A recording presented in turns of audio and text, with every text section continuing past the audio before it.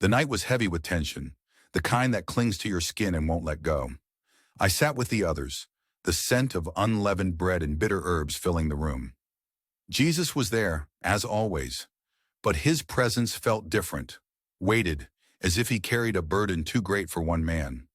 I could feel his eyes on me, those piercing eyes full of knowledge, compassion, and something else, a sorrow I couldn't understand. My heart pounded, and I looked away. For weeks, doubts had gnawed at me like rats in the dark corners of my mind. I had followed him, believed in him, hoped that he would overthrow the Romans and restore Israel's glory. But his words, talk of dying, of a kingdom not of this world, confused me. Was he not the Messiah? Why then did he seem determined to embrace defeat? The priest had approached me earlier. Their words were honeyed, their silver glinting like the promise of freedom. "Help us," they said, "and we will reward you."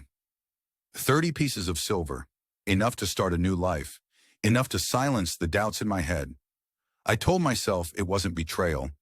I told myself it would force his hand, make him reveal his power. He had performed miracles, walked on water, raised the dead. Surely he would not let himself be taken.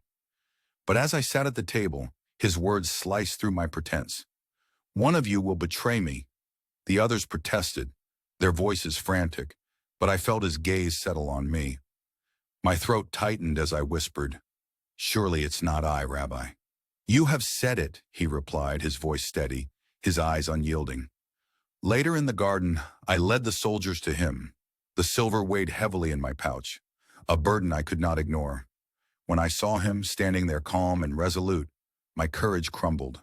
I kissed him, a signal, the sign of the traitor. "Friend," he said, "do what you came to do."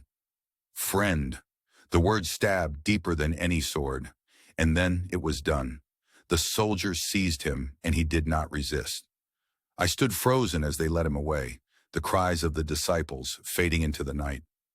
The silver burned in my hands. It was no longer a reward but a curse, a reminder of what I had done. I had betrayed the innocent, the Son of God. My dreams of forcing his hand, of a triumphant kingdom, lay shattered. Today, my story is a warning. How often do we trade what is eternal for what is fleeting? How often do we betray what we know is right for the illusion of control, power, or gain?